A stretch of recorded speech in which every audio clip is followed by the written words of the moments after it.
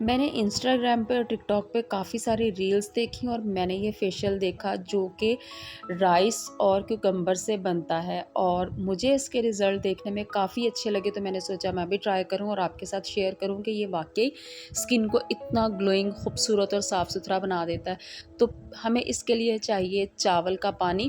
آپ چاہیں تو جو رائس جب ہم بوائل کرتے ہیں تو اس کا پانی بھی لے سکتے ہیں، اور چاہیں تو آپ 2 کھانے کے چمچ چاول لیں، انہیں اچھی طرح سے دھو کے صاف ستھرا کر کے 3 سے 4 گھنٹے کے لیے بھگو کے رکھ دیں۔ اس کے بعد آپ چاول الگ کر دیں اور اس کا جو پانی ہے اسے آپ لے لیں۔ میں نے یہی پانی لیا ہے، اور اس کے ساتھ جو ہمیں دوسری چیز چاہیے وہ ہمیں کوکمبر چاہیے۔ کوکمبر کے اس طرح سے آپ نے پہلے بالکل پتلے پتلے سلائسز جو ہے نا وہ کٹ کرنے ہیں۔ آپ چاہیں تو جو سرکل میں ہم کٹ کرتے ہیں اس طرح سے بھی کٹ کر سکتے ہیں، لیکن سلائس جو ہے نا وہ بہت تھن ہونے چاہیے اس طرح سے۔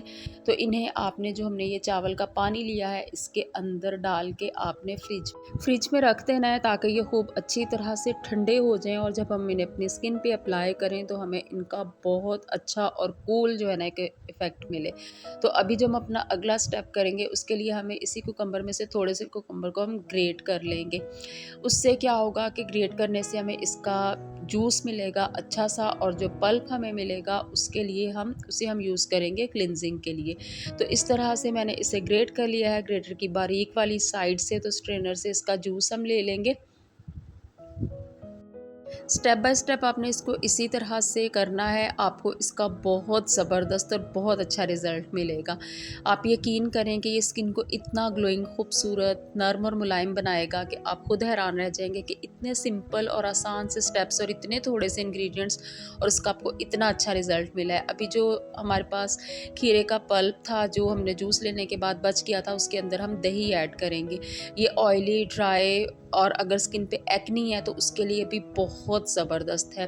یہ والا جو کلینزر ہے نا یہ ڈبل ایکشن کلینزر کا کام کرتا ہے، آپ یقین کریں، آپ ایک بار اس سے ٹرائی کر کے دیکھیں، آپ خود اس کے فین ہو جائیں گے، کیونکہ یہ اسکن کو اتنا کلین کرتا ہے، برائٹ کرتا ہے، اور نیچرلی اسکن پہ اتنا گلو لے کے آتا ہے نا کہ کسی بھی قسم کا جو اسکن پالش یا بلیچ کا جو آپ کام کرتے ہیں نا اسے آپ چھوڑ دیں گے، کیونکہ وہ ساری چیزیں ہماری اسکن کے لیے بہت نقصان دہ ہیں۔ اچھی طرح سے اپنے فیس پہ، نیک پہ آپ اسے لگائیں، نیک کی بیک پہ، اور آپ اسے اپنے ہاتھوں اور پیروں کو کلین کرنے کے لیے جو ہے نا وہ استعمال کیا کریں۔ یہ بہت اچھے طریقے سے اسکن کو کلین کرتا ہے۔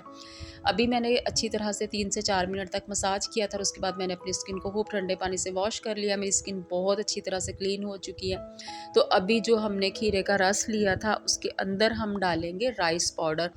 رائس پاؤڈر اور کھیرے کے جوس کو مکس کر کے ہم ایک اچھا سا پیک ریڈی کریں گے۔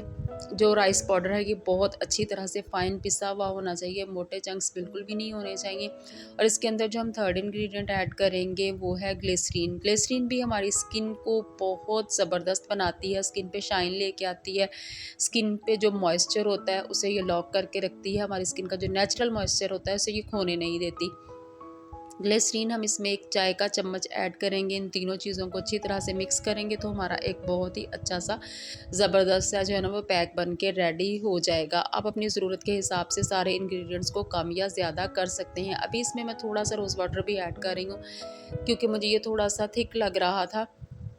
روز واٹر ایڈ کریں گے، تقریباً میں نے تھوڑے سے ہی، تقریباً 1 چائے کا چمچ ہی ڈالا تھا، تو یہ بہت اچھا سا پیک جو ہے نا یہ بن گیا ہے۔ ابھی ہم نے جو اپنی اسکن کو اچھے طریقے سے نیٹ اینڈ کلین کیا تھا، تو ابھی یہ پیک ہم اپنی اسکن پر لگائیں گے، اور لگانے کے بعد ہمیں اس کا مساج بالکل بھی نہیں کرنا، بس لگانا ہے اور اس سے 15 سے 20 منٹ کے لیے چھوڑ دینا ہے۔ اس سے کیا ہوگا کہ ہماری اسکن جو ہے نا وہ بہت اچھے طریقے سے گلو کرے گی اور صاف ستھری ہو جائے گی، اور اسکن پہ ایک بہت ہی اچھی سی شائن آئے گی، کیونکہ رائس پاؤڈر جو ہے وہ بھی ہماری اسکن کو برائٹ کرتا ہے، اور گلاس اسکن اچیو کرنے کے لیے رائس پاؤڈر کو بہت زیادہ استعمال کیا جاتا ہے۔ اور اس کے ساتھ ہم نے کھیرے کا جوس استعمال کیا ہے، تو وہ نیچرلی ہماری اسکن کو بلیچ کرے گا، اسکن کو ٹائٹ کرے گا، اور اسکن پر ایک بہت ہی اچھی سی چمک لے کے آئے گا۔ آپ نے اسے اپنے ہاتھوں پہ، پیروں پہ، آپ اپنی سلیوز پہ بھی لگا سکتے ہیں، اپنی نیک پہ بھی ضرور لگائیے گا، اور اسے آپ نے لگا کے 15 منٹ کے بعد ٹھنڈے پانی سے اچھی طرح سے اپنی اسکن کو اس طرح سے ہلکے ہلکے ہاتھوں سے مساج کرتے ہوئے واش کر لینا ہے۔ جب آپ اپنی اسکن کو واش کریں گے تو آپ خود دیکھیں گے کہ آپ کی اسکن صرف 2 پہلے سٹیپ کرنے سے ہی کتنی اچھی طرح سے چمکنے لگی ہے، اسکن پر ایک بہت اچھا سا گلو آیا ہے، اور اسکن بہت خوبصورت، ٹائٹ اور برائٹ ہو گئی ہے۔ आप इसे वीक में 3 टाइम कर सकते हैं, क्योंकि इसमें कुछ भी ऐसा केमिकल नहीं है जो आपकी स्किन के लिए नुकसानदेह हो।